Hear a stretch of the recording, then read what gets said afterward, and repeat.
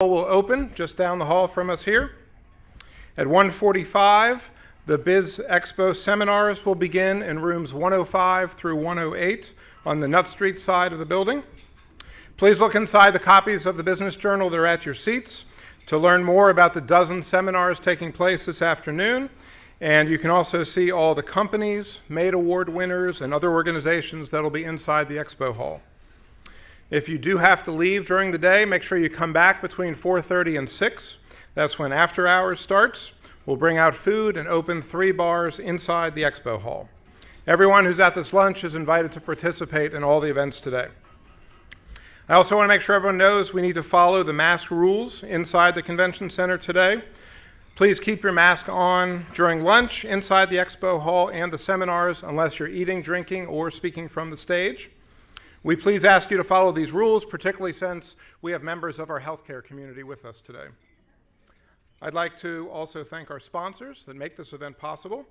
Our presenting sponsors are Cloudwise and the Chamber's Minority Enterprise Development Week. The MAID sponsor is Excite Credit Union. The seminar sponsors are Blue Sky, Business Growers, Cape Fear Solar Systems, Computer Warriors, UNCW's Cameron School of Business, Southern Bank, Team Logic IT, and Why Not You People Development. The keynote sponsors are Megacorp, North State Bank, Liberty Senior Living, South State Bank, ILM Airport, North Carolina Education Lottery.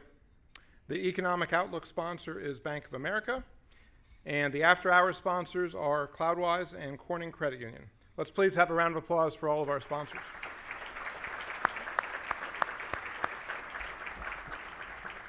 We'll now hear from Sean Olson with Cloudwise, and he'll be followed by Natalie English with the Wilmington Chamber and MedWeek. And I'll take my Zoom screen with me if anyone wants it after.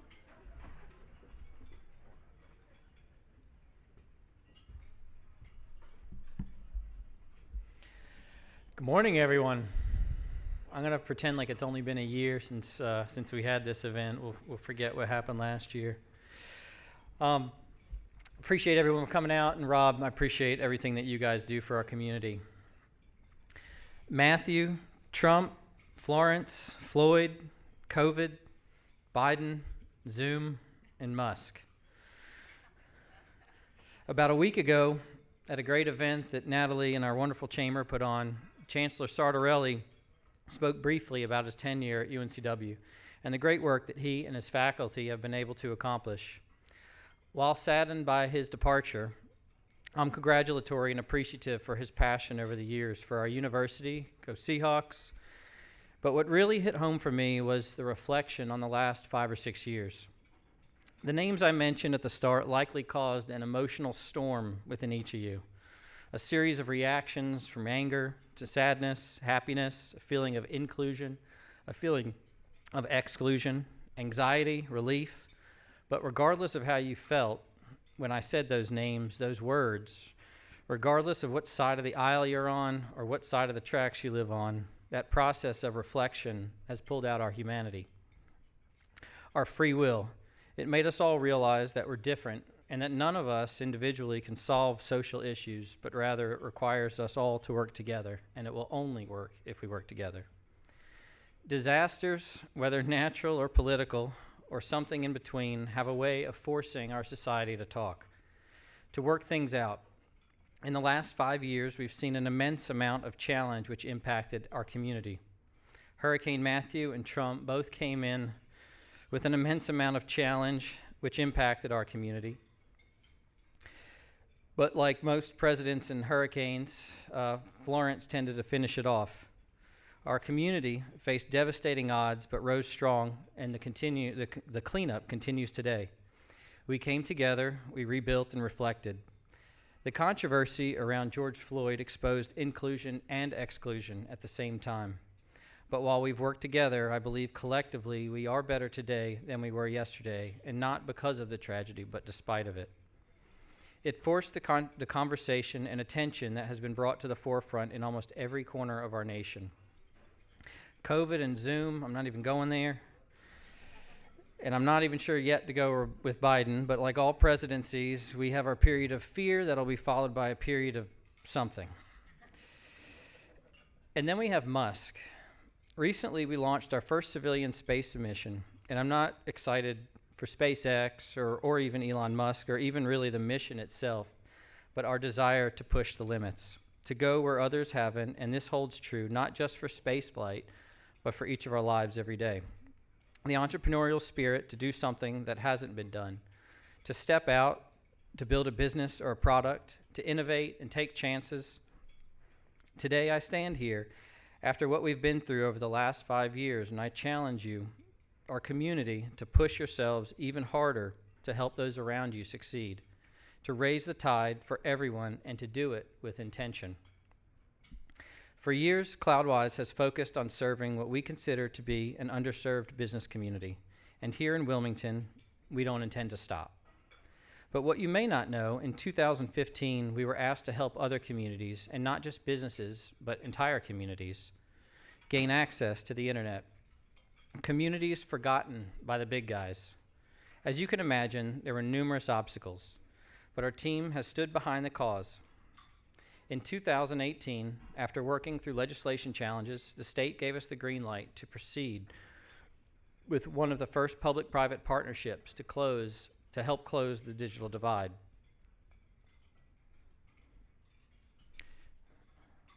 Sorry.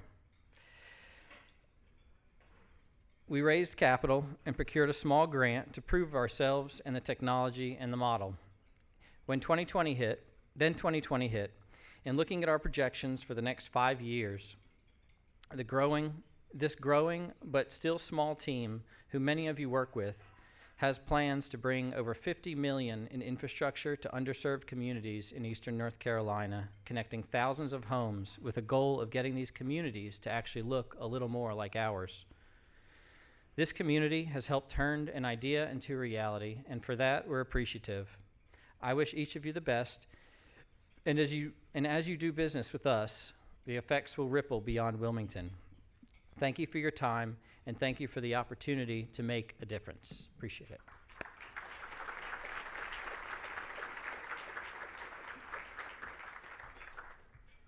Good morning. I hope you're enjoying your lunch. I'm Natalie English, President and CEO of the Wilmington Chamber of Commerce. It's exciting to see this many people in a room together. I am excited to represent Minority Enterprise Development Week, but I am only representing a lot of organizations and people who've come together over now many years to develop programming in our community that will support the growth of minority-owned businesses.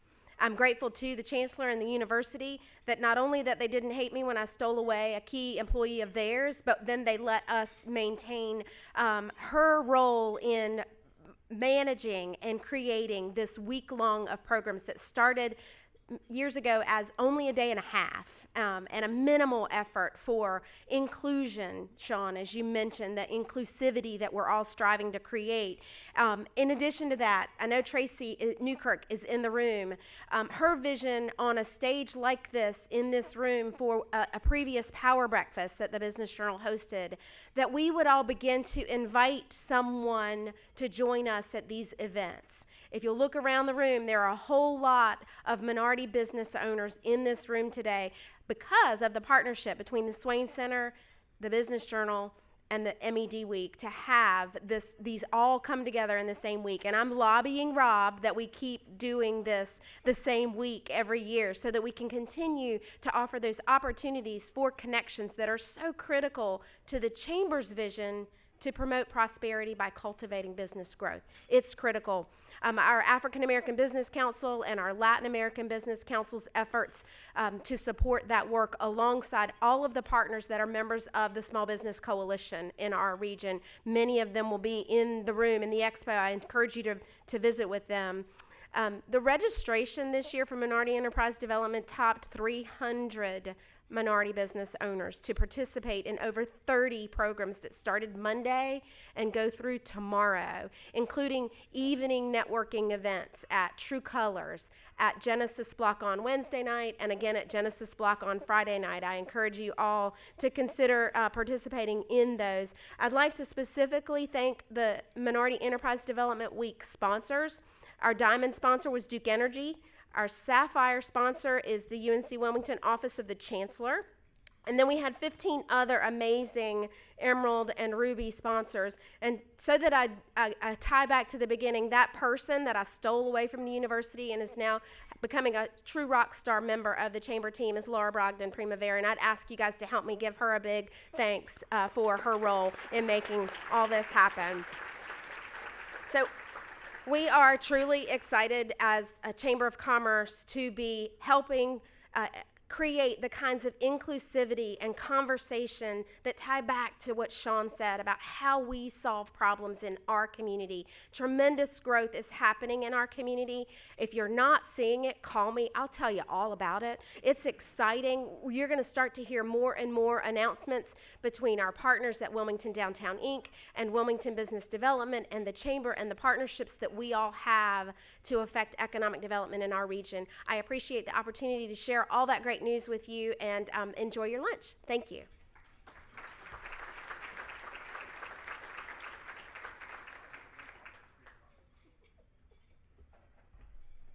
Thank you, Natalie and Sean. One tradition we started in recent years with the Wilmington Biz Expo is to recognize companies that make or conceive of products in our region. This year's Made winners are featured in the Business Journal at your seats, and you can meet them this afternoon inside the Expo Hall.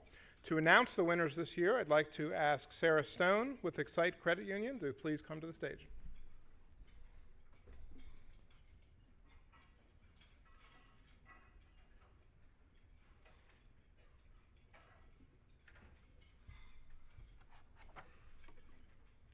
Hello, everyone. My name is Sarah Stone, and I'm the Director of Retail Experience at Excite Credit Union. Excite Credit Union was founded in 1952 based on the idea of people helping people. As a not-for-profit financial institution, we are proud to serve the banking needs of individuals and small businesses, not with profit in mind, but so that we can help build a stronger financial future, and together we can build a stronger community. Please take some time today to come visit us during the expo. We'd love to tell you more about our mission, our services, and how we can benefit you and your business. And we're giving away a craft beer basket to one lucky expo attendee, so please stop by and enter. Now to why we're here. As an organization rooted in community, Excite Credit Union is honored to present the 2021 Made Awards. The Made Awards highlight community and recognize the contributions of local businesses. Here are the winners in each category. In the arts category, we have Filmworks, House of Harris, and T. Shaw Designs. In the exporter category, HSM Machine Works, Marpac Yoga Sleep, and SOS Life Sciences. Food and beverage, End of Days Distillery, Noni Baka Winery, and Mima's Chicken and Ribs. Functional products, Cape Fear Solar Systems, Comfy Chemo, and Craft Space. In our manufacturers category, Mojo Tone, CDB Corporation, and Cape Fear Catamarans. And in our supporter category, Big Sky Shop and Studio. Please take some time to visit our Made winners booths and join me in recognizing how they've made the Cape Fear region even greater. Congratulations to this year's winners.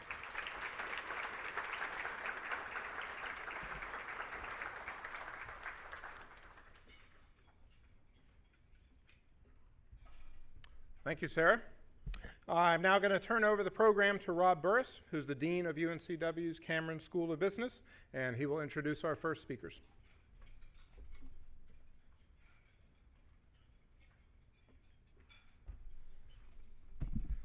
Thanks, Rob. If anything goes really well, remember Rob Burris. Anything really badly, Rob Kaiser, okay? So I appreciate your introduction and the opportunity to co-host with you. This year's economic outlook has some differences and some similarities to previous years. Differences, well, we're here downtown. lovely location. We're also doing a lunch instead of a breakfast, and so those are the changes.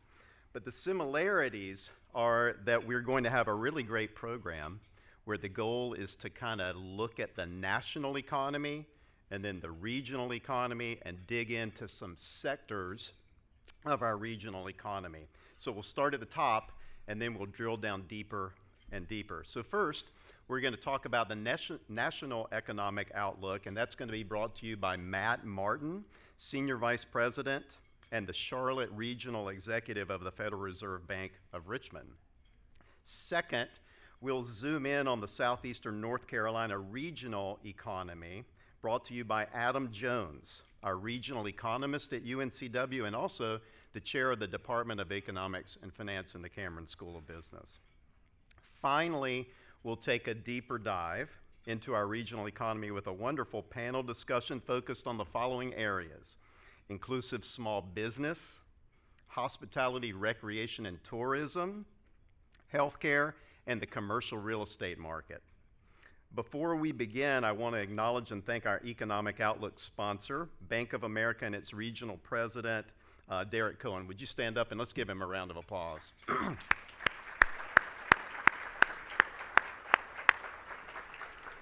Thank you, Derek. And finally, given that we are a sponsor of this event, it's Cameron School of Business, UNCW, and the Swain Center, I want to remind you that at the Business Expo, you can check out the Cameron School of Business table. And on this table, you'll find out about all the new programs that we're doing: online MBA, online business analytics, online finance, master's program in finance, and then all the different things that we do in the Swain Center. So please check it out when the Business Expo begins.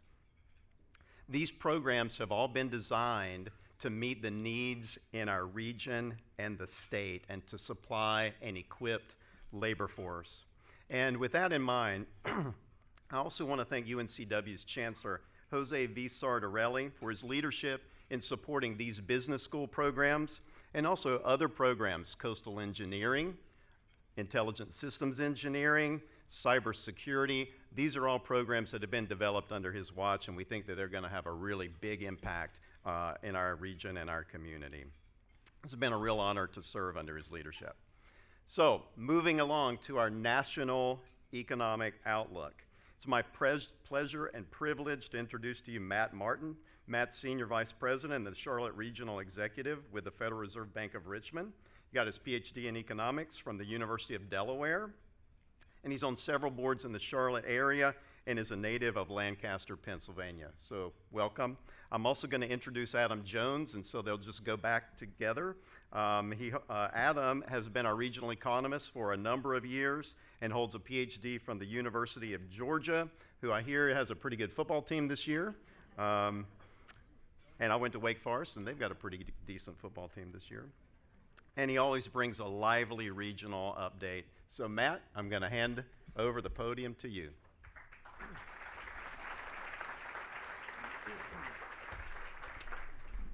Good afternoon. It is genuinely a pleasure to be here in person. My role at the Fed is to engage with the business banking community throughout the Carolinas, and I've spent most of the last 20 months sitting behind a desk. I've got a few trips out this year, and I'm really happy to be here in person. So my role is to cover the national economy. I don't have a Zoom screen, but I think one other habit lots of us have picked up over this interval is, maybe some of you listen to podcasts like I do.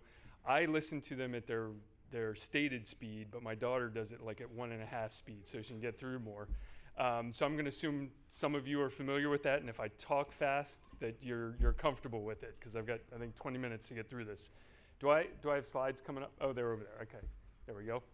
So I'm going to talk about the national economy. This is just a disclaimer that says these are my views, not anyone else at my bank or the Federal Reserve System. And then I'll jump right into it. But before I go through this slide, let's take a little bit of perspective. If I had been here in January of this year, comments probably would have talked a lot about the ongoing and expected impact from that wave of COVID that hit early in the year. And if I were to sort of summarize across all my discussions with business leaders, most of them would have said, you know, I'm hoping by June, July, August, September, that the economy can open back up and we can have some increase in demand. But most businesses were planning for Q1 and Q2 to be pretty lean, right?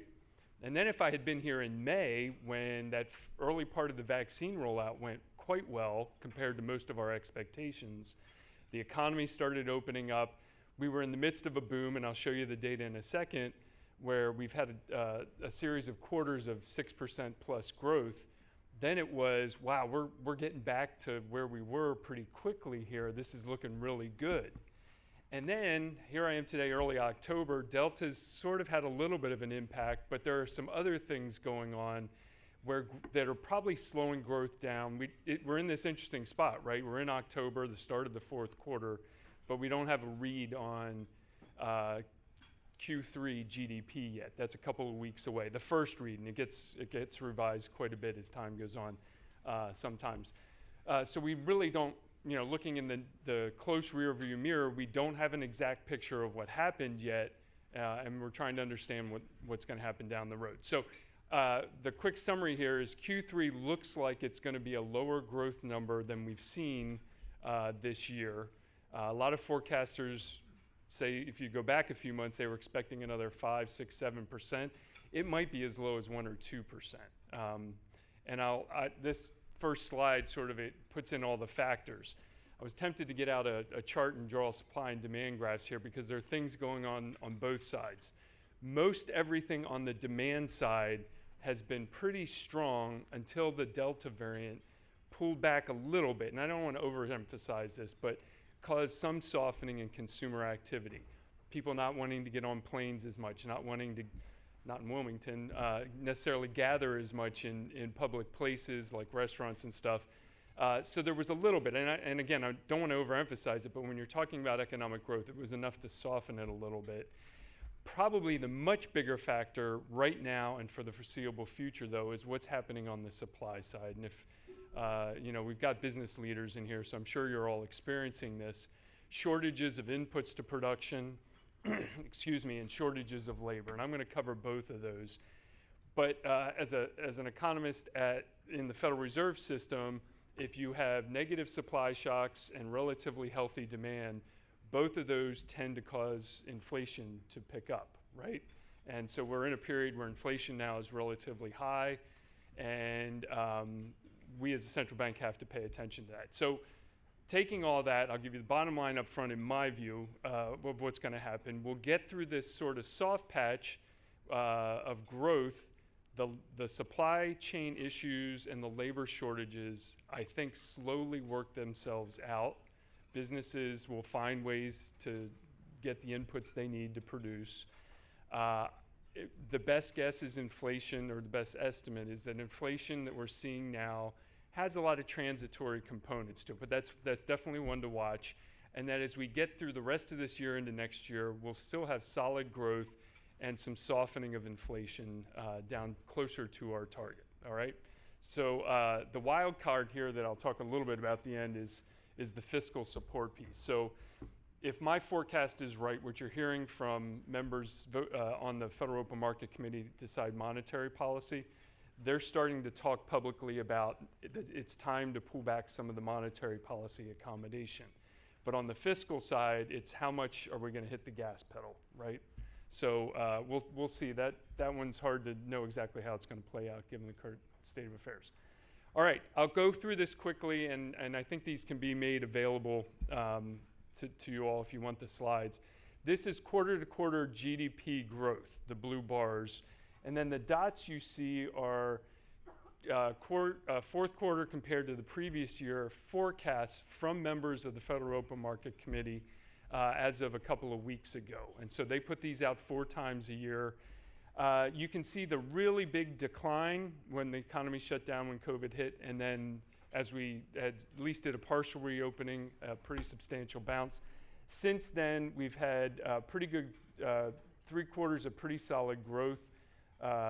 Second quarter was, actually this was revised to 6.7%, which is pretty strong. But you can see the expectation is we'll decelerate over time towards something that's a longer-term growth figure of roughly in the 2% range based on this. What's underlying this is pretty solid consumer performance. So rather than show you changes here, this is just the level of personal consumption expenditures. You can see where the economy was shut down, the big decline, but we're roughly back on trend with consumer spending. And additionally, consumers as a whole still have enough in reserve savings that if they wanted, they could spend more, right? So all that fiscal support that went out to households is still going out, at least some of it, in the form of the child tax credit checks that are going out. Some of that has been saved, so consumers could spend more if they had the opportunity and wanted to, right? But otherwise, we are back on track, so as far as consumer spending. So that looks good. What is preventing more spending, though, is I'm going to start on the supply side, and the primary example here is what's going on with car sales. So you only need to look at the top line, the dark blue line across the top.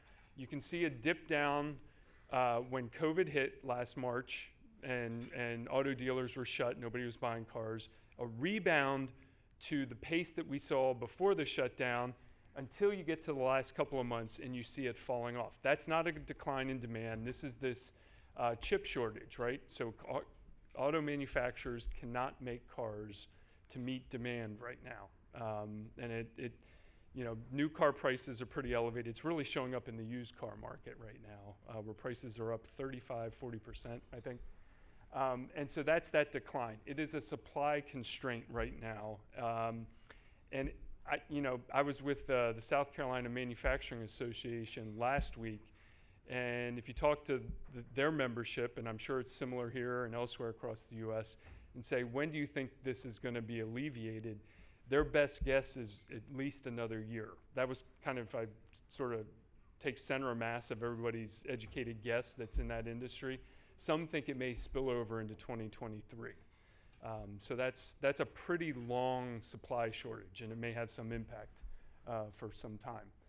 But it's showing up elsewhere. So the line I want you to pay attention to on this graph is, as you look to the right, it's purple dots with a line at the bottom. That's inventories at the retail level. So retailers have very low inventories right now. To replenish them, they're probably waiting on a container sitting on a ship in the bay outside of Los Angeles Harbor, right? Where I think the latest count is we're up around 100 ships waiting for berthing space to unload. So there are shortages all along the way. Inputs to production, it was lumber earlier this year, it's all sorts of metals and other things, different manufacturing components. So there are supply chain shortages of the stuff, and then the shipment of the stuff has gotten really hard as well. Even if it does get into port, and obviously you're Wilmington's a port, I'd be interested in what circumstances are like here. You get it into port, and then there's not enough trucks or truck drivers to move it once it's into port. So there's lots going on there. And then finally, we're seeing this, to take a third example, on what's going on with new home building. And so take everything I said, all those shortages, which includes if you're building a house, there's probably like a 14-week wait for windows or doors. There's other shortages as well. And there's a shortage of lots as well. And you can see it. It took us a long time after the Great Recession to finally get back to the level of home building that we saw in the aughts, or in the 90s rather, and that's the dotted line. During early COVID, we went beyond that, but a lot of home builders were using up their available lots, and so now there's some constraints here as well. So if growth is limited, it's mostly probably going to be limited on the supply side, but I have one slide here just to emphasize the demand side. This is one measure of consumer confidence. It's not the same thing as consumer spending. There can be disparities between what consumers say their confidence level is in an overall economy and what they think about their own circumstances, how much they spend. But this is the timeliest data we have here. COVID hits, this drops quite sharply. It had been building back, and then in August it took another jot down, and September stayed pretty low. So it's an indication that concerns about the Delta variant, at least for some people, probably caused a pullback in spending. So that's one piece of the puzzle. The next one is what's going on in labor markets. And if there are employers in the room, you probably have insights as well as questions about what's happening. I'm going to go through this fairly quickly. I think Dr. Jones might have some more to say on it. What I'm showing here is the level of employment at the national level. You can see the trend we were on, very steady growth. COVID hit, we shut down, and it's been a bit of a tough slog at times with some pretty rapid growth at other times. Tomorrow we get the September reading. So August ended up being, given circumstances, a fairly low employment increase number. The expectations are that September will be somewhat better than that. That will maybe, I think the center of mass on expectations might be around 500,000 jobs, which isn't what we got in June and July. We were closer to 1 million jobs recovered each month.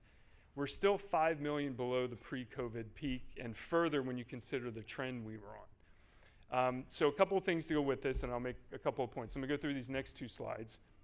The unemployment rate at 5.2%, and again, tomorrow we'll get an update on this, is still a little bit elevated, but it's come down from the well into double digits place it was in the worst of COVID.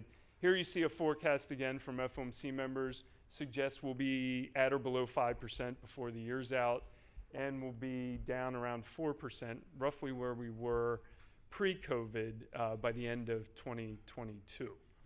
So we're still 5 million workers below where we were in February of 20, but the unemployment rate has recovered most of the way. How do you square those two? It's in labor force participation. Now this shows you a chart of a very long period, all of post-World War II US for labor force participation. There are some long demographic swings in here. For example, the ramp up in the 70s and 80s to the early 90s, that's greater percentages, greater numbers of women coming into the labor force. And so participation, which is the percentage of adults who are working or looking for work. It's a little bit more detailed than that, but that's the basic one. And then as baby boomers have retired, it's come down. But look, for most of the last 6 to 8 years, it was pretty steady, right near 63%. COVID hit, it dropped at least a couple of points, and it's only recovered about half of that back. And it really is an open question on where did these workers go? We know that retirements have been elevated in the last year and a half, so that's part of the story. But there's lots of other things going on. Kids haven't been in school, so somebody's staying home to take care of kids. There has been some fiscal support, so maybe particularly formerly two-income households, maybe both of them don't need to work. Maybe somebody's caring for an elderly parent and they're worried about COVID. There are lots of different explanations, and I think the answer is they're all contributing in some way. I don't think there is any single cause you can look to and say this is the primary reason a lot of these people haven't come back into the workforce. And I think there are some longer term trends that have been in play there as well. One that's particularly worrisome, I think, is I think the number's several 100,000 young men who've disappeared from the labor force. That had been going on pre-COVID. We literally think the evidence suggests that many of them actually are just sitting at home playing video games and not engaged in the workforce. You laugh at it, but it's enough that economists and demographers are paying attention to that trend, which started well before COVID, but I think COVID made it worse. So I'm going to skip a couple of these slides that basically talk to that and get to the inflation side. We actually had an update. This isn't the CPI, but it's similar. It's a measure of consumer inflation. It's the one in the Federal Reserve System that we tie our 2% inflation target, which we are aiming to hit over the medium term, to this measure of consumer inflation. Right now, as of the August data, year-over-year change in consumer prices is 4.3%. And again, you see a forecast that suggests we will be close to our target by the end of next year. And Chair Powell has been in front of Congress and elsewhere talking about the transitory nature of inflation. So I'll just make a couple of comments here. Inflation is measured, it's a rate of change. It's what's the percentage increase in this basket of goods and services consumer buy today versus a year ago. This measure jumped as we got into April and May because a lot of prices last April and May in 2020 had sunk with the shutdown of COVID. So we got this, what we sometimes call it a base effect, where we got this boost from a base of low prices. It'll be interesting when we get to next April and May what happens when that washes out. And then there are some other things. If some of these supply shortages work out, maybe we'll see them decline as well. But I will say there are some other things where prices might be elevated for a while. Apartment rents have jumped, and I was just talking to someone in that industry. They expect pretty strong pricing growth in apartment rents for the next year or two, and that's a pretty sizable component of this index. So this is one to watch. And when you look at the pipeline, looking at producer prices, there's no indication that those are coming off the boil at this point. Another one to watch. And then the final thing I'll mention, this is a measure of compensation, the employment cost index. The solid blue line, which is in the middle, the last couple of quarters, and we only have this through the second quarter, has picked up. It'll be interesting to see if this goes up anecdotally. Lots of stories of employers raising wages to get employees in the door. The piece that I don't know about, this covers all employees, so existing employees, is what do they do with their existing staff, particularly as we get to the end of the year. If you go from, say, $15 to $18 an hour for new employees, at some point you have to think about, well, are my existing employees going to be unhappy because they didn't get that same wage rate? And so I think wage structure adjustments are the thing to watch here. All right, this is the dot plot. I'm going to skip right. This just shows you, if you want it, you can get this off the Board of Governors site. The dots are what they think our policy rate will be at the end of the year. So everybody's basically at zero for the end of this year. It's October, the year's almost over. It's about 50-50 as of this report from a couple of weeks ago about whether there will be policy rate increases before the end of next year. As a matter of structure, we're buying treasuries and mortgage-backed securities right now. What you hear the discussion of is how do we slow down those purchases, taper, and then we will slow down until we're no longer purchasing those, and then we start to think about rate increases. So that's the mechanics that's involved there. And then as a last thing, and I spent a short spell at the Congressional Budget Office, so I like using their graphs on budget projections. This is the debt, the outstanding debt of the federal government as a percentage of GDP. It's a long-range forecast. There's a vertical line for where the forecast starts. We are roughly at our previous peak of federal debt relative to GDP that was reached at the end of World War II. What's involved, and this is from earlier this year, this has nothing of the bills before Congress to increase spending in it. It actually shows for the next 10 years debt as a percentage of GDP relatively flat because of solid economic growth and very low interest rates, so that the servicing cost of the debt is not very high. I can tell you, even in their regular 10-year forecasts for the budget, by the end of the 10 years, by 2031, net interest on the debt is almost the size of our entire spending on defense. And it gets certainly by the end of the 2030s, it's expected we will be paying more in net interest than we will be paying for our whole defense budget, just to give you a reference point on where the money goes. Now, that will worsen, obviously, if we see additional spending by the federal government. And I know there's lots of discussion about whether it's going to be paid for or not. I don't think all of it will, in the end, is probably the case. And there's the forecast on the primary deficit versus the net interest, and you can see the net interest starts to really eat our lunch as time goes on. So I'm going to end there. Thank you, appreciate your time, and I'll turn it over to Dr. Jones.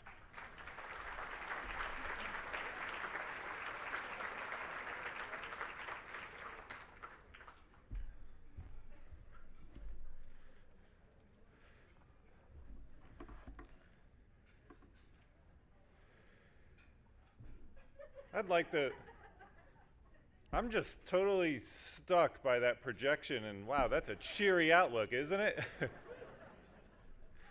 Let's have another cheery outlook, and I want to tell you a story over some drinks. Not the kind of drinks you want, though. So, our story starts with a can of Red Bull. If I'm triggering y'all thinking about the last year, that probably means you've got the story figured out. It continues with a cup of coffee sometime around lunchtime. And sometimes it finishes with an espresso mid-afternoon. If you've had days like this, you know there's sometimes when you just got to do what you got to do to get the job done and get through. How does the next day go, though? There are occasionally some side effects of these drinks. The same is true when we're thinking about policies. That's where we are at sort of a regional level, is we've made it through our drinks. Now we're working our way through those side effects. So let's see if we can tell that story a little bit differently. So here's my way of picturing it. What did we look like a year and a half ago, a year ago? We were a little bit under the weather as an economy, both nationally and locally. And we went ahead and said, we should do something about this. We should treat this problem. So I think about this a lot as prescription drugs, and I think about it a lot as allergy drug commercials, right? How do all allergy drug commercials start? They start with somebody skipping through a field of flowers, life is fantastic, and then how do they all end? List the side effects. You might bleed from your ears, and you might not sleep for 3 years, and you're like, whoa, wait, what? The skipping through fields looked really good in the spring of 2020. The world was collapsing. We said we need to do something. We boosted unemployment insurance. With those top-up payments, we had massive government stimulus plans. We tried shutdowns to work on the public health side. We threw everything at this problem we could. And by last summer, we were feeling pretty good. Now, well, maybe there's a little bit of a policy hangover that we're going to have to work our way through. So this is my simple way of thinking about this. For those of you that like looking at graphs and charts, let's do it that way too. I cannot stand in one spot. We got to walk around a little bit. All right, so quick version of history. Back in March, well, I guess February of 2020, there was this little news story about a virus on the other side of the world, and then it quickly became a really big news story here. Unemployment nationally and regionally got up to 15, almost 16% here, numbers that were unfathomable to us, and we closed businesses, including the hotels around here. It was weird to drive past the Hampton Inn parking lot and see 2 cars in it. I rode my bike down Castle Street and didn't see anybody, not a car, not a pedestrian, nothing. Right? It was weird. And then we started to talk about home. So you guys can participate here if you want. What were the discussions around home? It was work from home, home schooled, home improvements. We need a new home. And then it turned the what? We need to get out of the house or home. Time to get out. So it's this needing to get out of the home, crawling the walls, that has had the huge effect on us here in southeastern North Carolina. We're like, oh my gosh, let me out. And that led to this wave of visitors that has been just constantly coming into town. All right, so we've told a quick story. But I think we shouldn't lose sight of the fact that this story is very, very different depending on what industry you're in and where you are.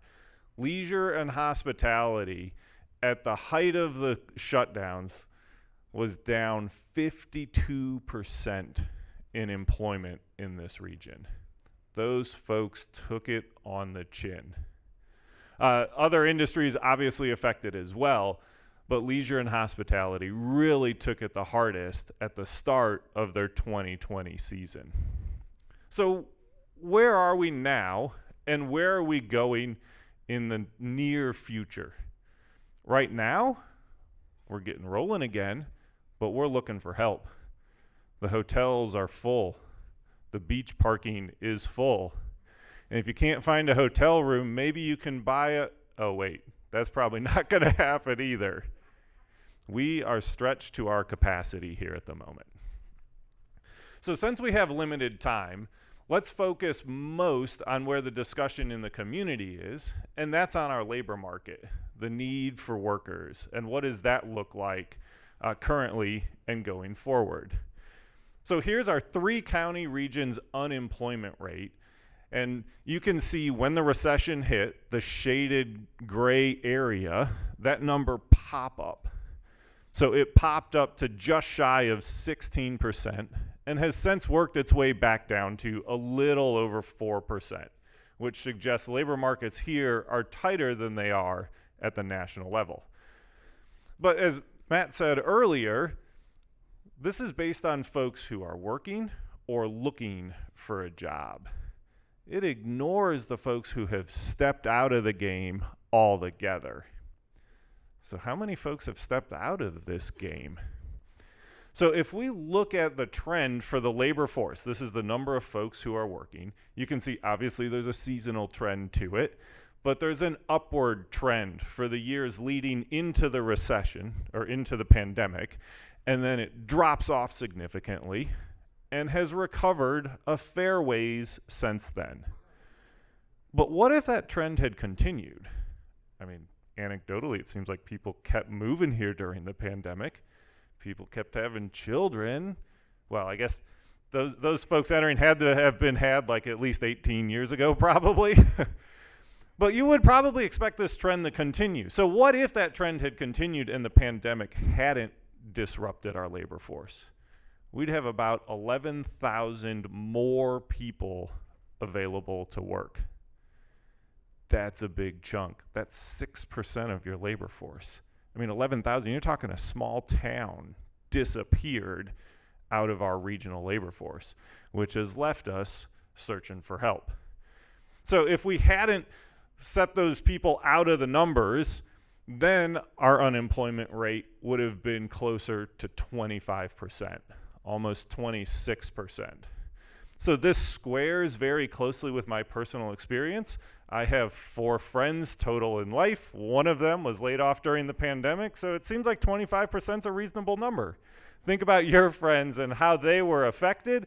I bet it was a lot more than 1 out of 10 that saw a furlough or was displaced, right? We need to think about this in terms of that total number. So that number has also worked its way back down. But if you're trying to figure out why there's so many help wanted signs floating around, it's because we still have roughly half the folks who aren't working that aren't actually looking for work in the last report. That's why we're short now. And this, of course, hit as tourist season was coming last summer. So we have this wave of tourists coming in on us. And what did that look like? Remember these folks that were displaced, half of them during the pandemic, are now working their tails off, right? So here are room occupancy taxes. And if you look at it, you're like, man, there's a seasonal trend to that. Jones needs to spend some more time on a Friday night adjusting his data. You might be right, but don't worry. We'll scale this a little bit differently in just a second. What we want to see is the peak is important. That peak is midsummer, usually in July, and it was steadily growing. The pandemic hit. You see where we shut it down, but now you can see we've peaked out way above where we were in the past. So let's scale it differently. Let's just look at a typical year and the seasonal pattern of room occupancy taxes. So these are the 3 years pre-pandemic. Pandemic comes along, 2020. We took it for a month or two, and by summer, people were crawling the walls and coming back to southeastern North Carolina. What does 2021 look like? Higher or lower? A lot or a little? A lot. You're absolutely right. Room occupancy taxes are up 50% over pre-pandemic levels. 50%. And while that's going on, we can't find people to work either. That means the folks that are working are having to be much, much more productive.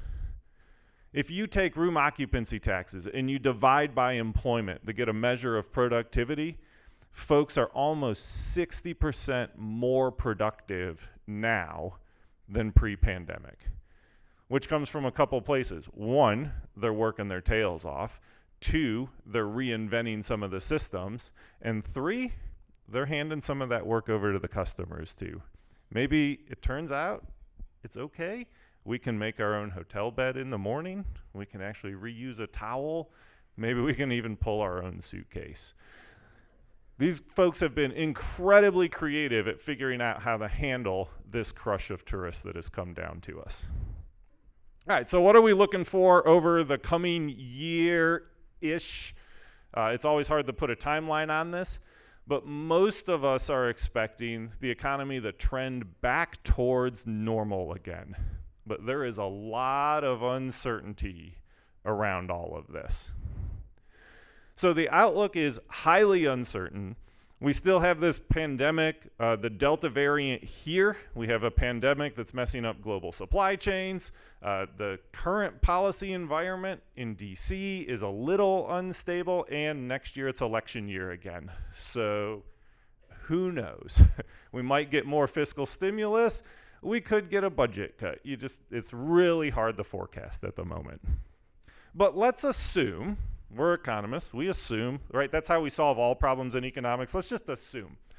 So let's assume that we as a society continue to make progress on the virus through the end of this year and in the next year. Treatments, vaccines, we get more comfortable with it, etc. So actual progress and mental progress. We just become more comfortable living in this world. Then that means for southeastern North Carolina, 2021's numbers will come out to be pretty good. 2022's numbers might not be as strong, and I think that's probably a good thing. Ask those folks working in hotels that are working 60% harder than they have in the past if slowing down just a hair might be good. They'll probably tell you yes. All right, so what's this reopening and recovery look like? Well, several industries have gained ground from where they were pre-pandemic. Where we're still seeing employment lag is in leisure and hospitality, retail employment, and manufacturing.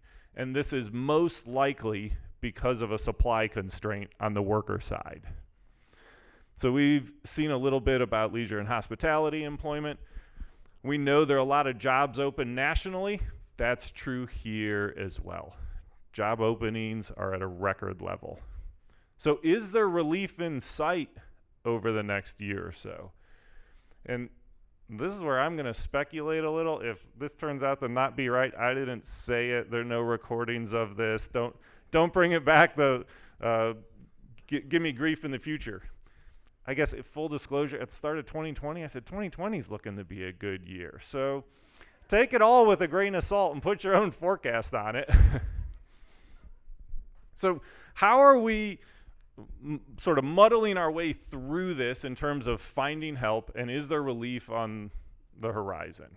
So if we look at what happened to wages and hours worked, there's an interesting pattern here.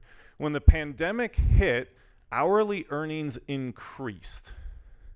This is an average. It's because some of those lower wage jobs disappeared, right? So then the average goes up.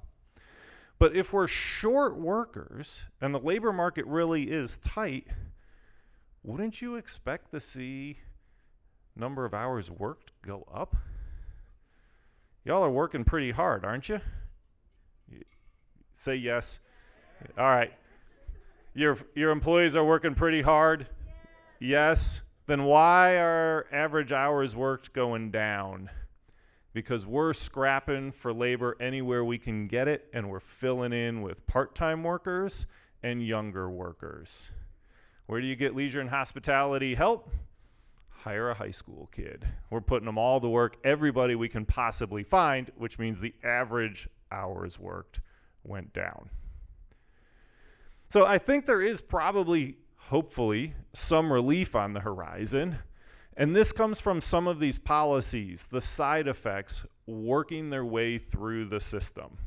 So if we look at the size of the labor force for North Carolina and index it to the pre-pandemic levels, we can see we're not there yet. There's still a bunch of folks missing. So why are these folks missing from the labor force? Well, there are probably roughly three reasons as I think about it. Matt alluded to them earlier. You have these, the fiscal support, the large unemployment checks. You have childcare issues potentially. And then you have some folks who are still nervous about the virus.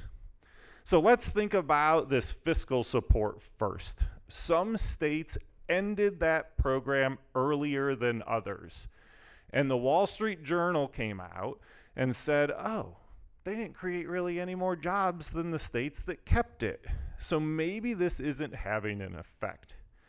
But that's not the only thing that's different between these states. When you look at them, the ones that ended it early tended to be one party, and the ones that kept the program tended to be another party. So you have lots of policy differences across them. So now let's make a mess of it. I did not put state names on here. We are not going to talk about political parties. We're just going to see what might happen in the future. So the light blue lines are the states that ended the policies early, which to me is an indication of states that ended lots of restrictions earlier. And you can see their labor forces have pretty much reached pre-pandemic levels. The states that have carried their restrictions on longer and kept these support measures longer have not yet reached their pre-pandemic labor force levels. Folks are still sitting on the sideline. But if we make progress on the virus over the next year, and if these restrictions get lifted, then I would expect to see a lot of these folks come back into the labor force, and there's relief on the horizon for y'all. What about concern with the virus? That's been going down as well. And the final argument for why I think we're going to see some relief going forward is we're learning how to live with this.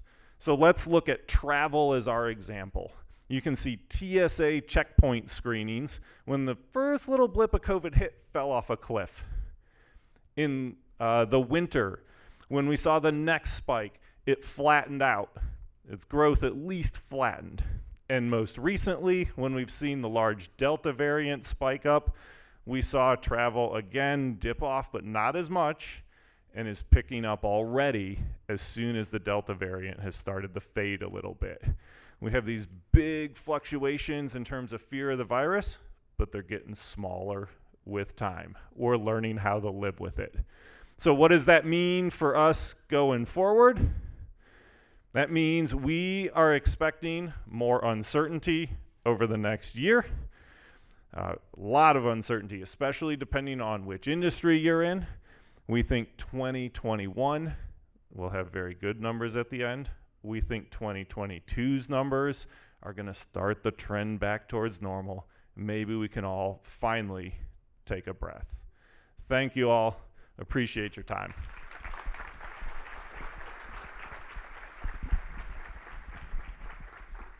So I'd like to turn it back over to Dean Burris and the panelists who can go deeper on some of these questions.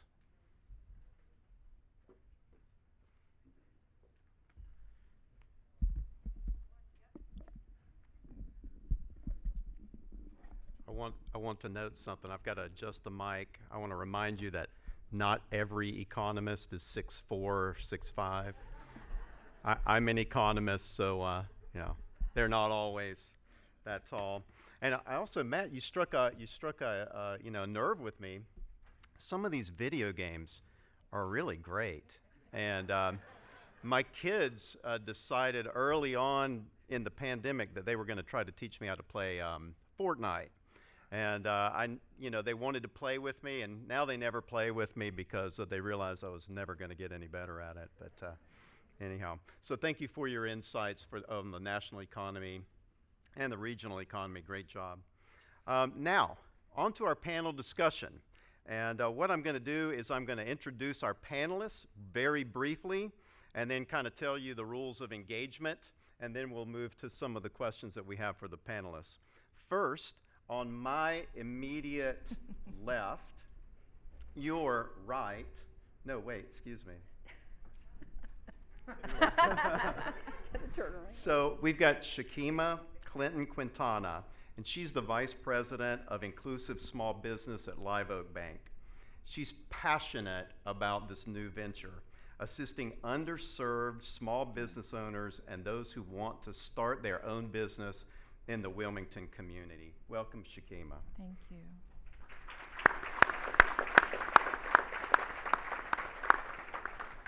And next, we have Paul Lucas. He's the lead broker and partner with Cape Fear Commercial. His specialty is in real estate investment and land sale, and he holds the Certified Commercial Investment Member CCIM designation. Thank you for joining our panel today. Next, we have Kim Huffam, who is President and CEO of the New Hanover County Tourism Development Authority, aka the Wilmington and Beaches Convention and Visitors Bureau.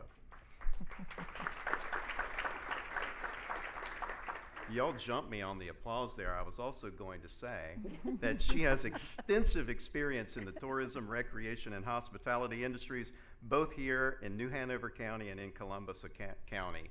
And so now you can applaud. Yeah. And then finally on the end is Jeff James, the CEO of Wilmington Health, who joined Wilmington Health in 2008. Under his leadership, I'm having to speed this up so you don't applaud too fast.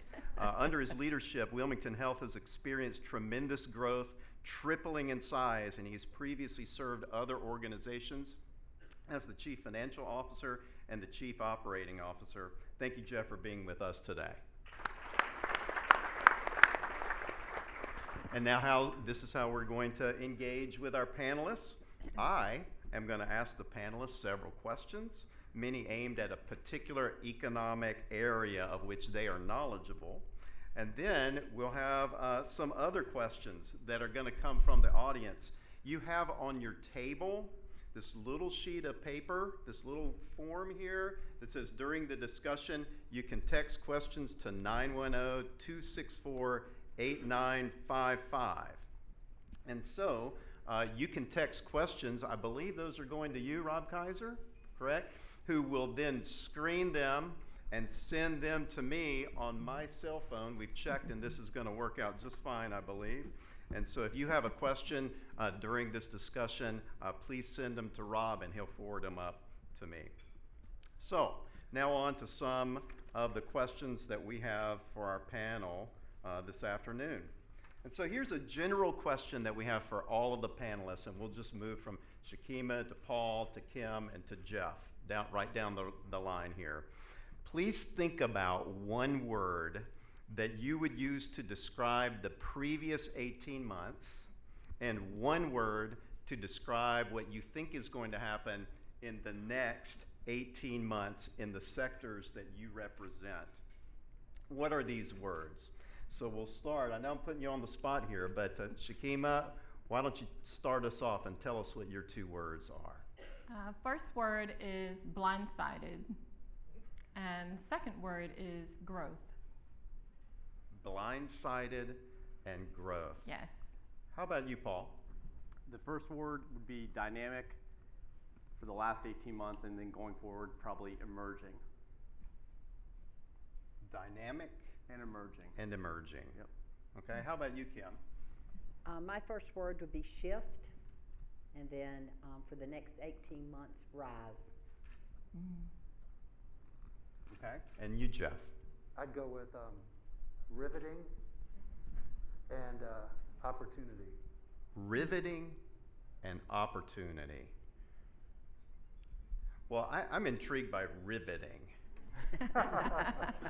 So can you talk, why did you choose the word riveting? Honestly, I thought about it a little bit actually on the ride over here, and I was worried about being in this spot because I knew some other people would take other words that I had in front of me, and sure enough, I had to switch my last one on the spot because growth was going to be it. Here's the thing on riveting. Like everybody in the audience here, if the last year happened to you, you could write a novel that would be a John Grisham bestseller. And so what we've seen in the last 18 months has all of the elements of that.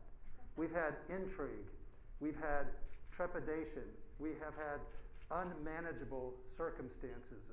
We have seen the best in people. We have seen the worst in people. Absolutely. We have seen the resiliency of organizations and community. And if that is not riveting, I don't know what is. And so it's been quite a ride. And honestly, we could have all, if this just happened in our small little ecosystem that we all participate in, every one of us could have written a bestseller that would have been riveting. And that's what I thought of on the way over. Shakima, blindsided. Hopefully that wasn't about the question that I asked you. So can you talk to me a little bit talk to us about why you chose the word blindsided? Well, I chose the word blindsided because we were all caught off guard by the pandemic, and even so with Delta at this point. But there were job losses, many people, many deaths, many families suffered, and with losing loved ones, and racism. George Floyd was heightened in the middle of that pandemic. And so my thoughts around that is that it was a major, issue in our environment, which created the perfect storm, in a sense. So, yes, we were all blindsided. Thank you. You're welcome. And a couple of you mentioned growth. Talk to me about growth. There was opportunity, there was growth. Somebody want to tackle? So that was my second word. And actually, we're in a space where we have hope, for the next 18 months. Communication, collaboration, and a chance to correct some of the wrongs that have happened here in Wilmington. We all know, or maybe some of us don't, but most of us know some of Wilmington's history. And so I'm very passionate about trying to, move forward and helping our minority businesses, get some of those resources that they need in order to be successful here in Wilmington and eventually other areas. So I look at that as growth, and hopefully we will see that substantially going forward. What about dynamic? Dynamic, and I think that was more relevant to, our industry and our industry locally. There's just been so many changes over the last 18 months from how we live, how we work, how we interact. I think all that's affected the supply and demand of real estate, and fortunately Wilmington was a beneficiary of all that, and there's a lot of places in the country that was on the other end. So there was just so many changes, and fortunately we benefited from it. And Kim, remind us about your word for the future. Rise. I cheated a little bit on my word because actually it's an acronym that we're using as we look toward in the tourism industry, and it stands for resilience, innovation, sustainability, and economics. And with those three factors, we're looking at being able to move toward the future by putting those together. And I think as Dr. Jones alluded to, you saw the resiliency that this industry has had. They've had to do a lot of changes, look at a lot of different business models, a different way of how they do business now, but they're making it work. And we have had in some areas a very successful time even during the pandemic. So again, as we rise together as an industry, we will come back and be full forward. Okay, thank you, wonderful. Well, I'm going to move on to asking some specific questions for each of our panelists, and I'm going to start with you, Shakima. I don't think that I heard a ton of analysis from our economists about small businesses and minority-owned small businesses. Okay. What struggles are being encountered by the small businesses in our community? What gaps remain to be filled? And how is Live Oak's Inclusive Small Business Center going to work to alleviate these gaps? Awesome question. Thank you, Rob. So what I have discovered through many conversations in my team, and I have discovered through many conversations, is that minority business owners have, or the struggles that they are encountering are access to capital, the right capital. Grants, they don't know where to find these grants or who to go to. Communication and collaboration, a space where they can communicate with others, other entrepreneurs such as themselves, or that are like them, that have like businesses, mentorship. And finally, a collaborative space. And these have also been identified as gaps as well in the minority business community and business owners, because they have been historically underserved. So what Live Oak will do in the near future is open a resource center. And in this resource center, we will provide resources for those small minority business owners to collaborate in a space, and we'll do that through events, mentorship. We'll also take the time to understand their strengths and weaknesses. I'm sorry, I keep turning this way to look at everyone, but the mic is here, so forgive me. To understand their strengths and weaknesses, and to definitely, take time where we can meet them where they are and help provide some of those resources to provide solutions and to help them along their business journey. Our team will also connect through creating that community for them, again, through mentorship and through those opportunities. In addition, we will partner with other CDFIs, other partners in the area, and will also create some type of lending opportunities through the bank as well. Thank you. That sounds incredible. Yeah, and it is. Is there a date that this center is going to open? And do you have a date? I do. You do? Yeah. So I guess this is, top secret corporate information, I gather. Something like that, semantics. Well, let me ask you another follow-up question. Sure. I'm wondering if you could tell me what the name of this center might be. Oh, it's just a resource center. Okay. Just I doubt. Okay, so I get it. I get it. There's certain things that you are. I mean, we may call it Shakima Clinton Quintana. Ooh. That would be excellent. I think so too, Rob. Okay. Still working on that. Well, maybe we'll try to trick you before the end. It doesn't look like you're going to be open to any. Keep working on it. Darn. Okay, so just full disclosure, we did kind of ask her in a Zoom meeting when it would open. So, I didn't get I got the same answer then as I did now. But anyhow, hey, there's going to be a hot story coming up when they have the date of open. So absolutely. Stay tuned. Stay tuned, Cape Fear business community. All right. Well, I'm going to move to a question for Jeff James down at the end there. Jeff, we are painfully aware of supply chain breakdowns, as our economists have pointed out, and these have been ongoing for the previous 18 months. And some are saying that employing lean philosophies really exacerbates some of those issues. But Wilmington Health, as I understand it, is a lean organization, and Wilmington Health is thriving. Can you share some lessons you've learned that our audience can apply about the lean philosophy to their own businesses? Yeah, thanks, Rob. You're right. With a lean philosophy, you don't keep a lot of stock on hand. And when the pandemic hit, much like many, many other healthcare organizations, we had supply shortages of a significant magnitude. However, some of the other philosophies are the ability to have decentralized command and control and very quick and rapid innovation. And so what we saw from our team was a very quick response from nearly all major areas of our organization to plug those supply holes.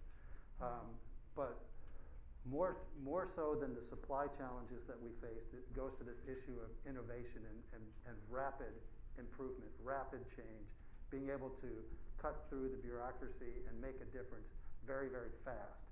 So I'll give you some examples. I think in this community, we were the first to implement outdoor testing. We were the first physician group in the state to receive the vaccine from the state. We were the first organization to open up the vaccine to the entire community, not just our own patients. One of our physicians, Dr. Cannon, was instrumental in the vaccine research for both vaccines. On a Friday, we had not a lick of telehealth in the clinic. On Monday, we were 100%. So, try fast, fail fast, try again is sort of a lean philosophy. They'd say it a little bit differently, but our ability to try things very, very quickly really helped us in this process, and just to see the resiliency of the culture of our organization and the ability to really pivot overnight, as well as just the sheer dedication of so many people. Many of you have the same stories, and I just so appreciate the work that this community has done and what our team has done to really advance what we're doing. And honestly, it follows our overall philosophy and vision statement. We have a vision statement that says, "We aspire to be the most trusted partner in healthcare. We pledge to transform the delivery system. We will continually develop collaborative and innovative solutions that demonstrate quality, reduce the cost of care, and improve the patient experience." And we live that vision every day. One of the things that this community should be extremely thankful for is the quality of the healthcare here. And I don't just mean Wilmington Health. I mean the overall quality in this community is really, really remarkable. I think some of the things, though, our philosophy and culture that are allowing us to do things different is the fact that we do follow some lean philosophies. And when we say we're focused on the cost of care, we mean it. When we say that we're focused on quality, we mean it. And this is some of the reasons why, if you look at public information, you'll see that our cost of care in the Medicare system is dramatically lower than some of our other colleagues in this community. If you look at some of the things that we're doing as far as taking accountability for the patients that we serve, then you're going to see that we're replacing the federal government and we're replacing the insurance companies as far as the risk goes. So right now, Wilmington Health, for all of our Medicare patients that are attributed to us, we're 100% at financial risk for their health care wherever they're seen. So if they come to us, we're responsible for that cost. If they go to Duke, we're responsible for that cost. And we gladly take that on because we see that as our responsibility. In another year, we'll be doing the same thing, maybe to a little bit lesser degree, but we're on a pathway to do that in all of our commercial business. So for all of you business owners out there, we're going to be shifting that financial risk from the insurance companies and taking it on ourselves, we feel like that's our responsibility. As far as overall quality, again, this, like I just said, it is phenomenal in this community, and we should be doing more to let the community understand just how good it is. But I would say that, Rob, that's pretty much it. I think our culture just allows us to do things very, very quickly, and we do almost everything with that vision in mind. Wow, thank you. And I noted that you have memorized your mission statement there very well. And I've got some department chairs in the audience, and I'm not going to ask them to tell everybody what the Cameron School of Business mission statement is right now, to put them on the spot. But excellent. My next question is for Kim. Kim, as Dr. Jones has pointed out, productivity in your sector is up. Room occupancy is rising. Employment, however, is down. Can you share your thoughts on how customer expectations are evolving in your sector and the direction of leisure and hospitality over the next year? Well, thank you, Rob, and thank you for that question. As Dr. Jones alluded to, we've been busy. Tourism has been booming here, and a lot of that is because of the type of destination we are. We knew when the pandemic hit that people wanted outdoors, they wanted beaches, they wanted open spaces, they wanted to be able to feel where they were comfortable. So we saw so many people come to our areas. We were actually opened up to a whole new, audience of visitors that we had not had before. If you've heard the great news out of the airport and the numbers they've had, they saw their leisure travel build, because we were getting people coming from up north that generally didn't drive down. We had been such a strong drive market pre-pandemic. So customer expectations are there.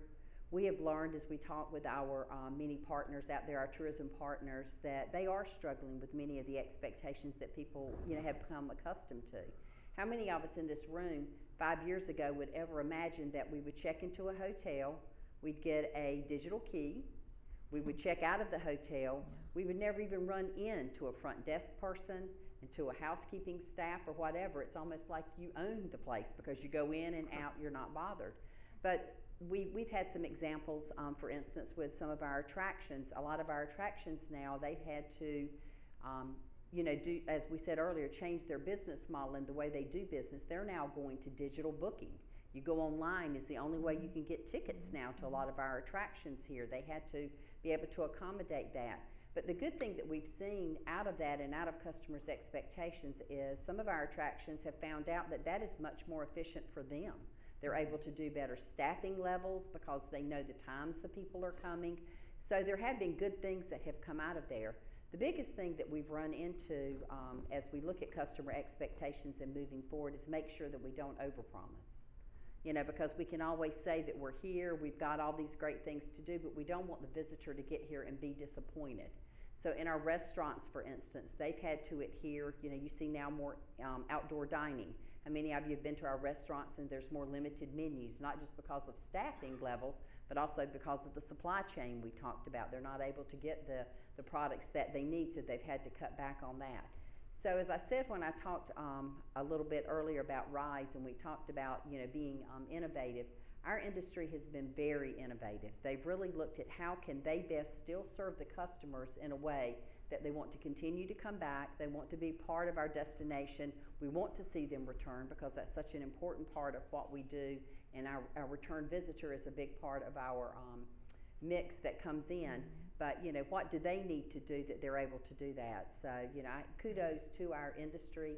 I think moving forward you're going to see more of that. There's so many, as I said, things they have had to put in place, they were forced to put in place in order to stay in business and open their doors, but they found out that that's a good way to work. So I think there have been some very positives out of there. Now if we can just, as Dr. Jones said, get some of the employees back to relieve our GMs from making the beds and cleaning the rooms, that would be a great thing for us. Right. Okay, thank you, Kim. And finally, Paul, question for you.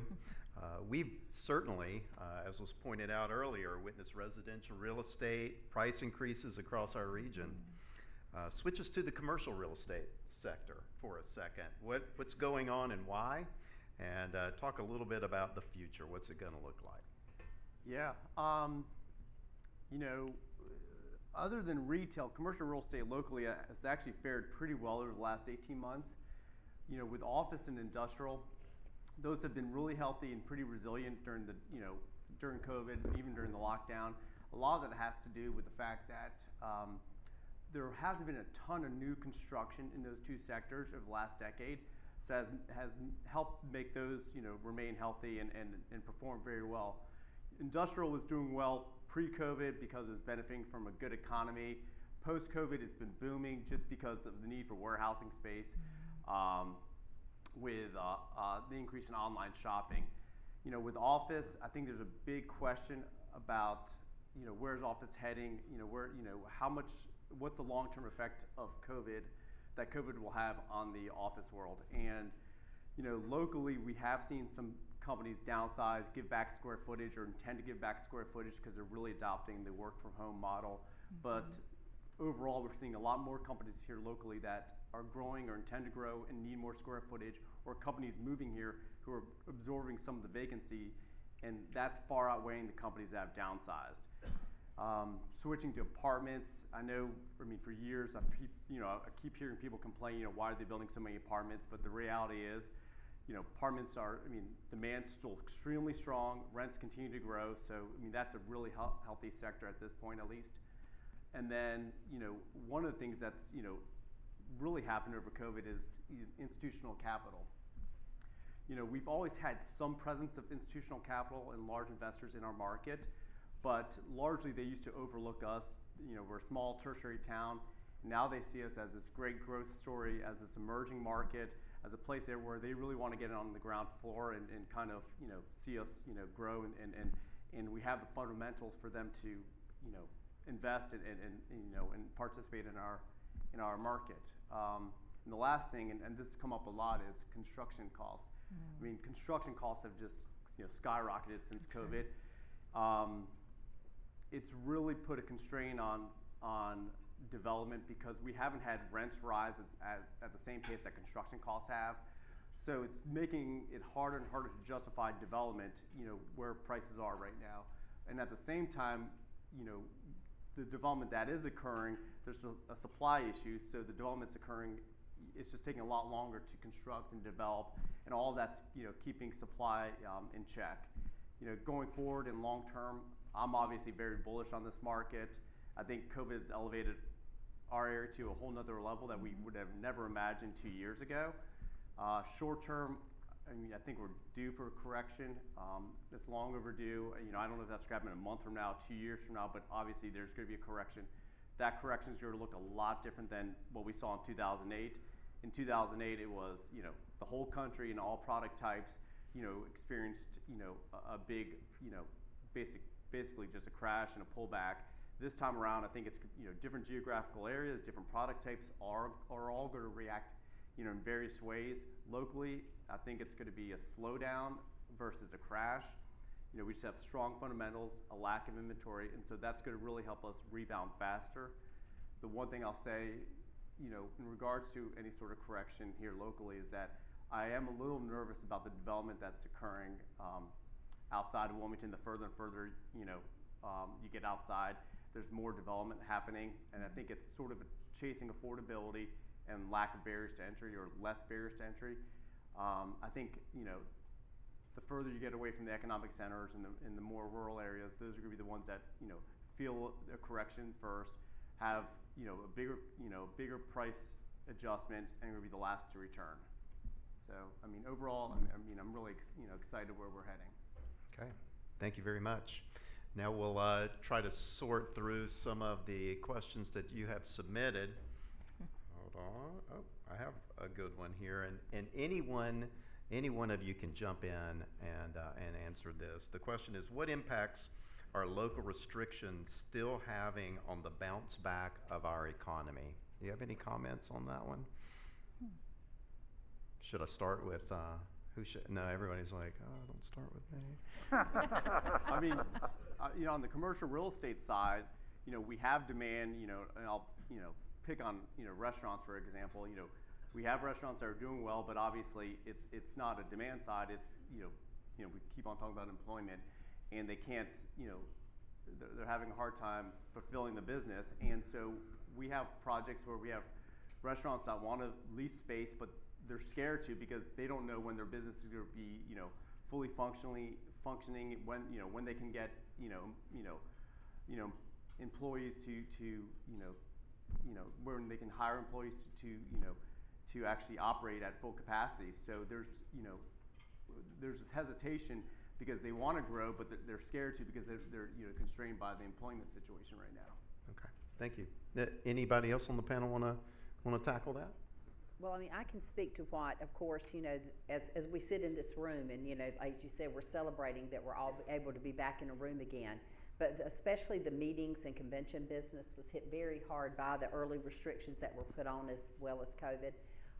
Those have been lifted, most of them. But again, now we're at the point that we're having to build the visitor or the meeting attendees' confidence again that we can do so in a safe manner. And I know that this facility has done such a wonderful job of making sure that it's safe and they have the filters in place and they adhere to the guidelines that are there. But again, building that confidence back, because when we look at our numbers, when we look at the occupancy tax numbers, you see such a big divide between how the beaches are doing and how our business, the areas of Wilmington that so depend on business and meetings and conventions, and how they're a lot slower to bounce back. So again, just building that confidence from the previous restrictions is still a challenge for us as an industry.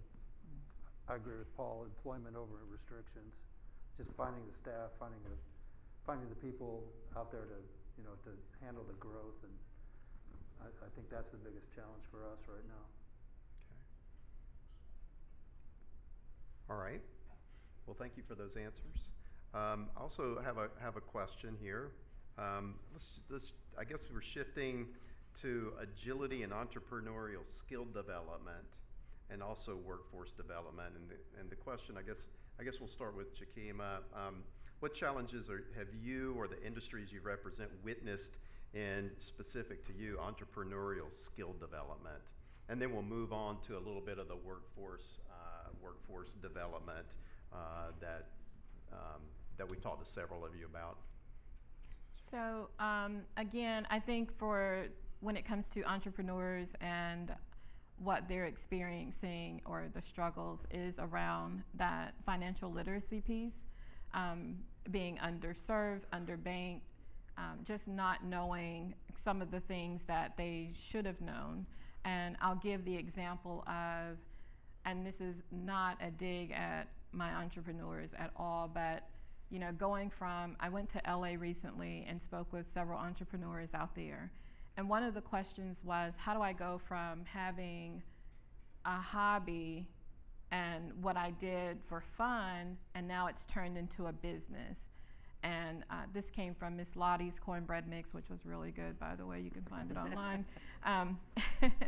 But she was an older lady who loved what she was doing, but now she's had this huge demand for her product, and she has no idea how to go from A to B, right? And so I think that's probably the biggest concern for our entrepreneurs out there. How do I go from A to B? I didn't know that I had to file taxes, things like that. So that's what we're looking forward to in our resource center, is just making sure that you get all of that knowledge, all of those resources, and the help that they need. And I think you said December 1st?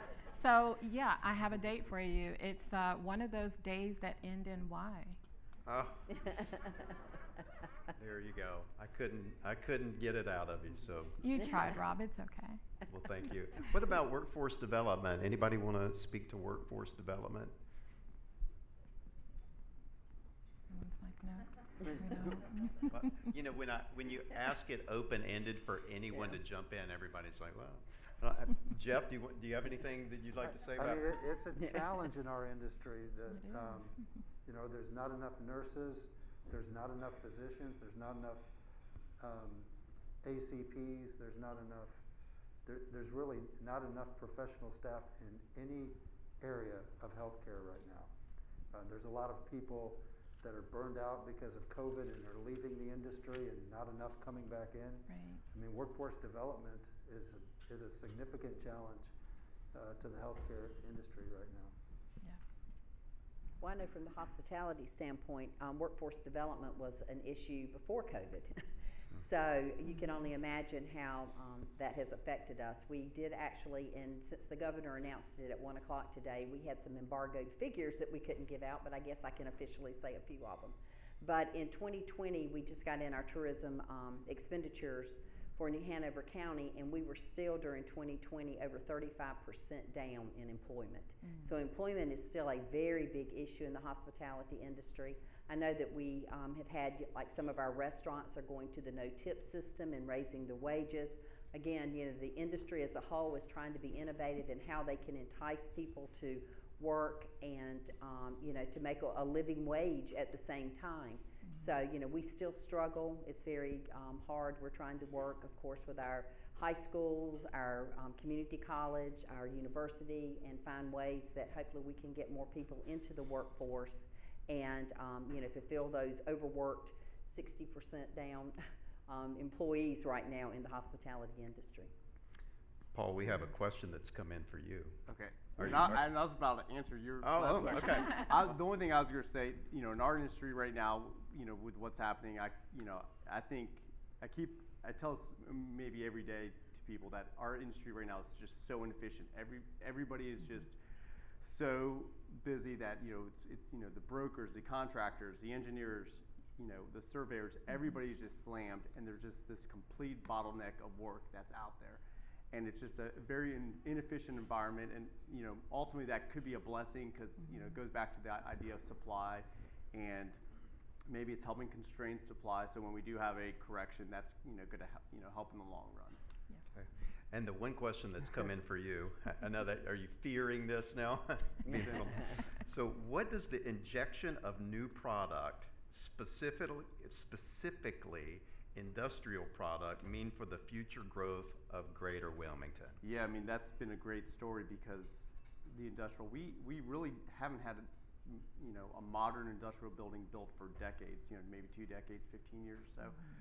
And so now there's all this, you know, new construction that's happening along 421 up towards Pender County and then into Brunswick County. You know, we probably have, you know, close to 1 million square feet that's under construction. And I think it's allowing 2 things. One is, you know, previously I think we were overlooked from companies that were looking to expand or relocate their businesses, maybe manufacturing companies or whatever else. And we didn't have product for them to, you know, go into. So now there's been several speculative buildings built, and we're attracting businesses to our area. So I think it's going to not only bring businesses, but also like core jobs like manufacturing. So I think it's actually been, you know, a great development, you know, in our, you know, market's growth. Well, thank you. Well, that's about as much time as we have this afternoon. So let's give our panelists a big round of applause.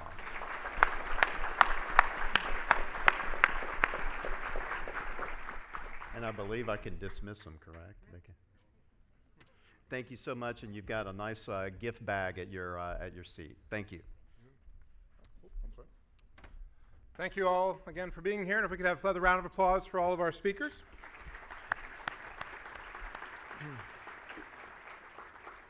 So please enjoy the rest of your day at the Wilmington Biz Expo. The Expo Hall is now officially open right next door. Seminars start at 1:45 and the bars open at 4:30. Thank you.